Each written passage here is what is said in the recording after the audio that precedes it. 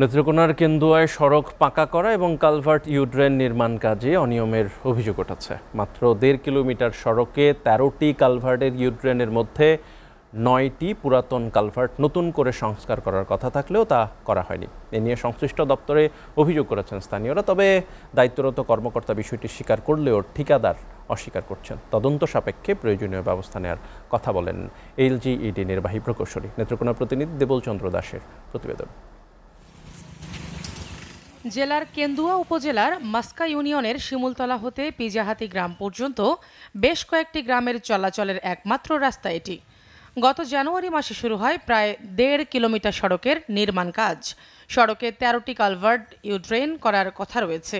তার মধ্যে পুরাতন 9টি ইউড্রেন নতুন করে করার কথা থাকলেও তা করেনি ঠিকাদার। এতে ক্ষোভ প্রকাশ করেছেন এলাকাবাসী। পুরাতন ইউড্রেনগুলো উপর দিয়ে ঢালাই করে এটা নতুন বলে চালিয়ে দেওয়া হচ্ছে। প্রতিবাদ হওয়ার পরে কাজ বন্ধ ছিল, পরে আবার নতুন করে আবার করছে। রডগুলো দিছে আপনার পুরান রড, এটা তো বেশি দিন টিকতো না, অ্যাক্সিডেন্ট হওয়ার সম্ভাবনা আছে। এদিকে ইউ ড্রেনগুলো নতুন করে কাজ করা না হলে পিচের কাজ করতে দেবে না বলে জানায় স্থানীয়রা। নতুন করে কাজ করার দাবি স্থানীয়দের। রাস্তাটি নির্মাণে ঠিকাদারি প্রতিষ্ঠান সারওয়ার জাহানের কাজটি বাস্তবায়ন করেন স্থানীয় সুমন নামে একজন সাব ঠিকাদার। Design, elegance, beauty. Sir pack করে দিব স্যার। এতটুকুতেই হবে। সেরা পণ্য সবার জন্য। পুনরায় যাতে আপনার করা হয় এটাই জোর দাবি জানাচ্ছি।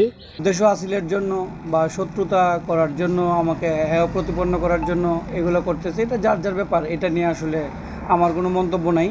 কাজের অনিয়মের কথা স্বীকার করেছেন দায়িত্বরত সার্ভেয়ার শফিকুল ইসলাম। তবে কোনো বিল দেওয়া হয়নি। এছাড়াও প্রয়োজনীয় ব্যবস্থা নেওয়া হবে বলেও জানান তিনি।